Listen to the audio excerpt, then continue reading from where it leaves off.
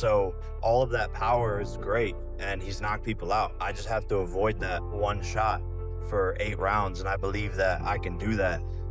So when I'm bouncing around the ring, jabbing, weaving, and doing all of these things, I know I can pick him apart and score points and make this a very, very big contest. I saw it, and I don't give a Sure, he's looking good. Sure, he's looking all of that. Oh, he's dropping people. He's fast. So the f am I. People want the truth. He's gone. But he's still Anthony Joshua. Which is stiff and no rhythm, no skill, just power. You're serious about fighting him? Yeah. This is the first time where Jake is in real danger. Say what you want about money and prizes and everything else, this is going to end badly. Paul wasted no time reacting to Anthony Joshua's latest training footage, boldly claiming he could defeat Joshua without struggle.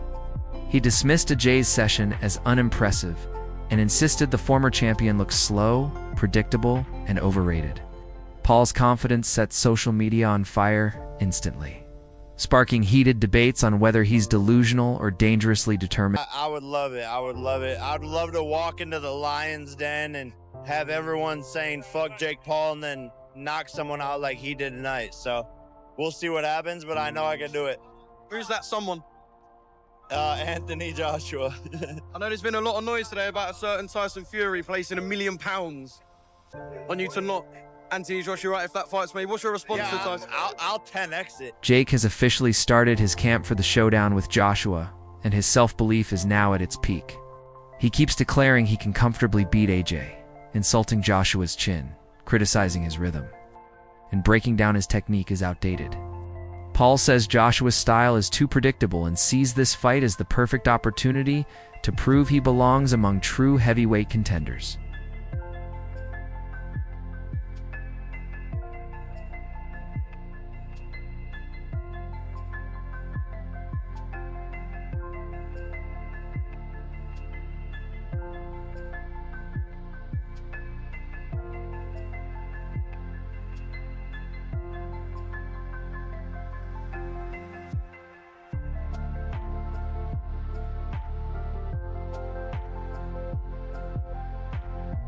August, I'm back, baby. Paul hasn't stopped provoking Joshua. He claims that Jay is easy to break, questions his toughness, and even mocks his durability. On his podcast, Paul argued that Joshua lacks a solid chin, describing him as stiff and unskilled. This isn't just trash talk. Paul genuinely believes Joshua is vulnerable and sees this fight as a chance to transform his reputation forever. Own words are that AJ's got no chin, he's stiff, and he's got no rhythm. What a fool. What an absolute idiot. He's going to get absolutely annihilated. If this is real, he's going to get absolutely annihilated. And, you know, who can blame Joshua? Who could blame him? Offering him this guy for 40 or 35 million. It's unbelievable. Put it that way. Press conference.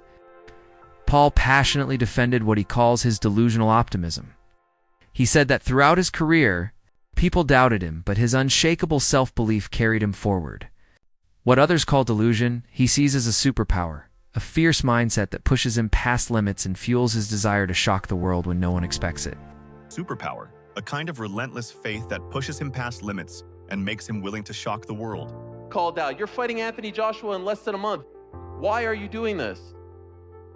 I like to challenge myself. I like to take on the biggest, the best. I said anyone, anytime, any place. I truly mean that. And I'm here to go out there and shock the world. I know what I'm capable of. I see him and what he's capable of, and we're gonna go to war, and we'll see the best man that will win. But people say, oh, he's out of his mind, all of these things. I've gotten to where I'm at today because of delusional optimism. And so it's delusion until it's not, because look at where we're sitting today. No one ever thought that this would be possible, that we would be here when I first started boxing, and no one thinks I'm gonna win. So join the list and be ready to be shocked. Paul insists Joshua is beatable, pointing to weaknesses he thinks Joshua has shown recently. He referenced Ajay's knockout loss to Daniel Dubois, claiming it exposed declining durability.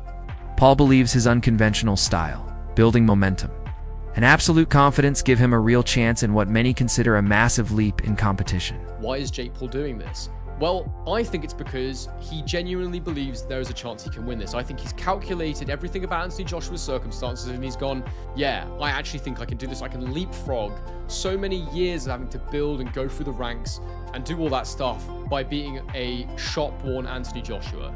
And what are the factors in Jake Paul believing this? Well, it would be firstly that AJ received a loss in his most recent fight.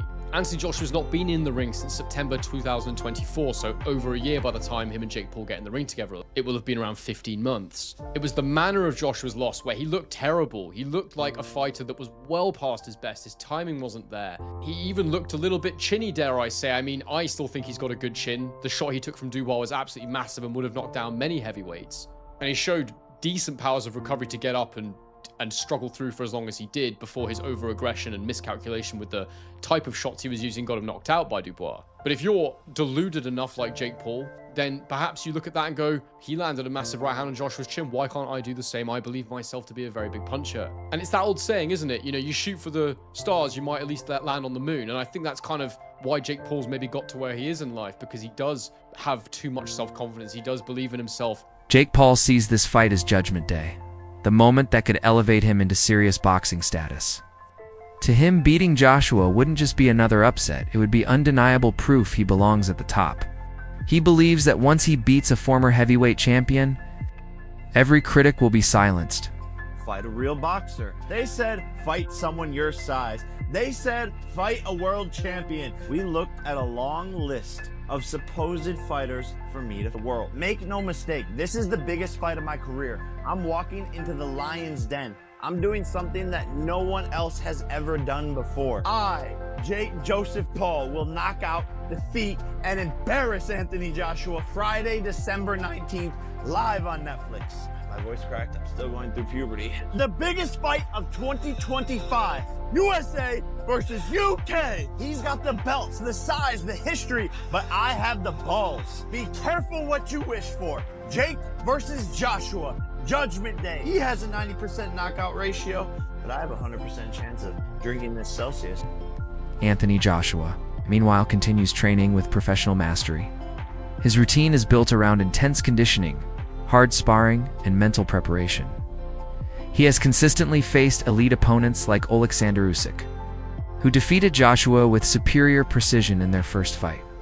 AJ's willingness to face world-class competition shows the level. Paul is stepping into... The belts were finally out of my possession, which I was expecting to win.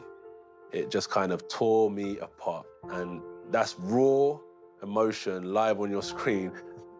Obviously, looking back, could I have dealt with things better? Yeah, of course. But at the time, that wasn't the priority. It was just outpour of emotion. There are so many athletes we're seeing across gymnastics, cricket, rugby and football that have taken time out of their sport to deal with their mental health before coming back in.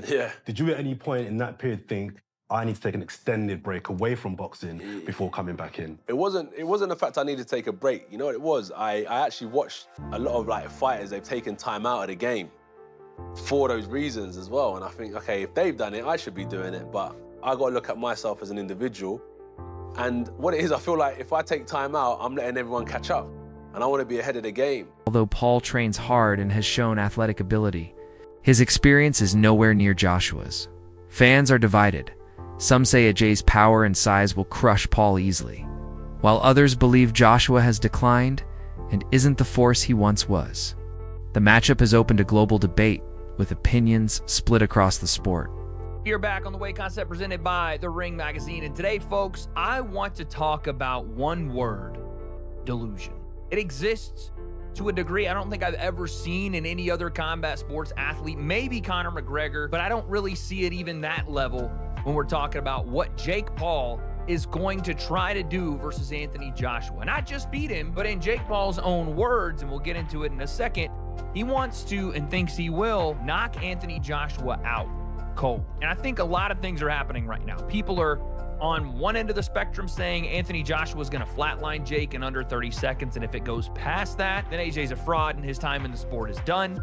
I don't necessarily agree with that, and I'll explain why later. The other side is going, you know what? Jake might actually catch AJ. Jake might actually shock everyone because AJ got put down in his last fight. He got put down by Andy Ruiz. He's been hurt in a couple of different fights at this point. Maybe his chin's completely gone, and Jake has the speed and power to still put him down, even at the level Jake is currently residing in, which is only being in the sport for 5 years. I don't really agree with that either. I'm somewhere in the middle, but I'll say this. That word delusion I just talked about a second ago, it's Jake's biggest strength. It's the reason he's even in this fight with AJ. It's the reason that he's gotten as good as he has in the short amount of time he's been boxing. But maybe more importantly than that, this may be where his delusion finally leads to the end of Jake Paul's career. Because delusion in this business can get you hurt real bad. And I think for the first time, Jake Paul's delusional idea about how good he is in the sport and what he can do may have led him a bit too far. This is the first time where Jake is in real danger. Say what you want about money and prizes and everything else, this is going to end badly.